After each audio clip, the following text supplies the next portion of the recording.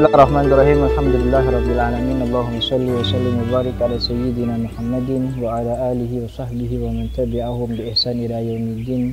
Amma ba'du. Banyak orang yang menyangka kalau orang bermadzhab itu akan berujung kepada fanatisme yang berlebihan yang akhirnya menjadikan orang tersebut terkesan sangat jumud sekali. Tapi justru pemahaman itu menjadi keliru, karena dalam ilmu fikih, dalam kaidah fikih kita punya kaidah yang memang menuntun orang untuk tidak menjadi junub, untuk tidak menjadi jumud dalam masalah fikih itu tersebut. Dalam kaidah sering disebutkan oleh para ulama, al-khuruju minal khilafi aula. Al-khuruj minal khilaf aula. Keluar atau mengeluarkan diri dari perbedaan itu jauh lebih utama. Maksudnya apa? Dalam masalah fikih, sesuatu pandangan yang berbeda dengan pandangan lain itu sesuatu yang niscaya dan tidak bisa dihindari. Ada kalanya kita punya pandangan yang satu, namun teman kita atau guru kita atau sahabat kita justru punya pandangan berbeda dalam masalah yang sama. Nah, ulama mengajarkan kita, kalau akhirnya nanti perbedaan itu justru membuat masalah menjadi runcing, membuat kondisi tidak kondusif, lebih baik kita keluar dari perbedaan itu. Bagaimana maksudnya? Kita ambil contoh salah satunya perkara yang pernah dicontohkan oleh Sayyidina Utsman bin Affan dengan sahabat Ibnu Mas'ud. Utsman bin Affan salah satu khalifah yang mengatakan bahwa musafir itu tidak ada sholat qashar baginya. Jadi musafir atau bukan musafir, dia tetap sholatnya 4 rakaat. Zuhur, asar 4 rakaat. Akan tetapi Imam Ibnu Mas'ud, sahabat Ibnu Mas'ud mengatakan kalau yang namanya musafir itu afdolnya qashar. Kemudian dalam satu perjalanan sahabat Ibnu Katsir justru menjadi pengikutnya Sayyidina Utsman. Yang kemudian Sayyidina Utsman berhenti untuk melaksanakan sholat. Sayyidina Utsman akhirnya karena memang keputusannya, karena memang pendapatnya bahwa musafir itu tidak ada qashar, maka beliau sholat 4 rakaat dan diikuti oleh para sahabat yang lain. Kemudian para sahabat lain bertanya kepada Ibnu Mas'ud, Ibnu Mas'ud, apakah kau telah merubah fatwamu sendiri? Kau mengatakan kalau sholat musafir itu 2 rakaat. Kemudian sahabat Ibnu Mas'ud mengatakan, saya tidak merubah fatwa saya tetap berkeyakinan, berpendapat bahwa yang namanya musafir sholatnya 2 rakaat.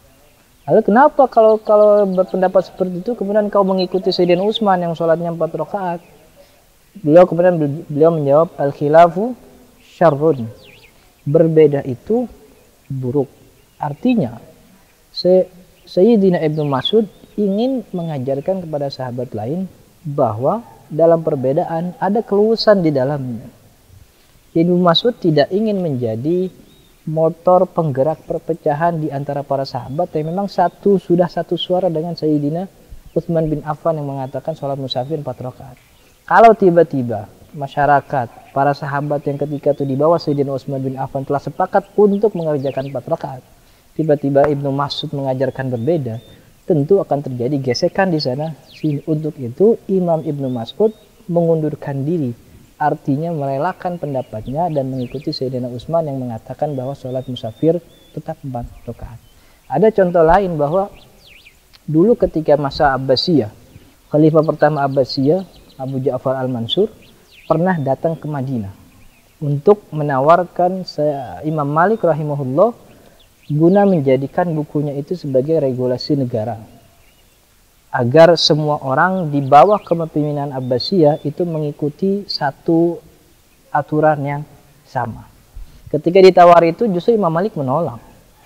Beliau katakan karena orang Baghdad, tempat pusat pemerintahan Abbasiyah, itu sudah terbiasa dengan fikihnya Imam Abu Hanifah.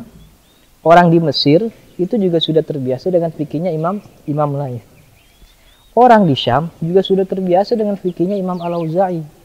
Yang terbiasa dengan fikihnya saya, kata Imam Malik, itu orang Madinah. Kalau fikihnya orang Madinah ini kemudian dijadikan regulasi negara di mana setiap orang harus mengikuti, tentu akan terjadi gesekan-gesekan sosial yang tidak diinginkan. Untuk itu biarkan saja orang Madinah dengan fikih Imam Malik, orang Baghdad dengan fikih Imam Abu Hanifah, dan yang lain juga dengan fikih imamnya masing-masing. Ada contoh lain bahwa selain itu dulu juga pernah Imam Syafi'i rahimahullah. Imam Syafi'i ketika datang ke Baghdad untuk mempelajari ilmu Imam Abu Hanifah, datang menjadi imam sholat subuh di masjid di mana Imam Abu Hanifah dikuburkan di situ. Dengan pendapat beliau yang masyhur bahwa sholat subuh ada kunutnya, beliau rela meninggalkan itu, menghormati pengikut masjid Imam Abu Hanifah yang mengatakan bahwa tidak ada kunut dalam sholat subuh. Artinya memang dalam fikih ini walaupun terjadi perbedaan, ada keluasan di dalamnya. Kita masing-masing punya hak, punya wewenang untuk memilih kepada siapa yang kita sukai, dan juga kita tidak berhak untuk memaksa orang untuk memilih pendapat kita. Kita biarkan mereka mengerjakan pendapat masing-masing. Kemudian kalau ditanyakan lalu, akhirnya itu akan membiarkan orang berbuat keharaman. Karena mungkin saja yang membuat saya halal, tapi buat orang haram. Yang menurut orang itu haram, tapi buat saya halal. Artinya ketika kita membiarkan itu, berarti kita membiarkan ada orang melakukan keharaman. Justru pendapat ini, wacana ini kurang tepat. Karena dalam fikih kita punya kaidah la yunkarul muhtadafu fi walakin yunkarul mujma' alaihi. Suatu pendapat yang memang pendapat itu diperdebatkan apakah halal, apakah haram, apakah wajib, apakah sunnah, itu tidak bisa kita ingkari. Artinya kita mesti merelakan, kita mesti legowo dengan pendapat berbeda itu. Berbeda dengan kalau perkara itu ada perkara yang mujma' alaihi, yaitu perkara yang disepakati keharamannya. Maka tidak ada peluang bagi satupun orang muslim untuk mengatakan itu halal. Karena sesuatu ini sudah disepakati oleh ulama sejagat bahwa ini adalah haram. Seperti mencuri. Mencuri itu haramnya bukan pendapat mazhab. Mencuri itu haramnya haram syariat. Jadi tidak bisa orang mengingkari. Enggak apa-apalah dia bilang haram. Kalau saya pendapatnya halal, tidak bisa seperti itu. Sholat 5 waktu wajib. Maka tidak ada satupun orang yang boleh mengatakan sholat 5 waktu tidak wajib. Hadanallahu iyyakum ajmain. Assalamualaikum warahmatullahi wabarakatuh.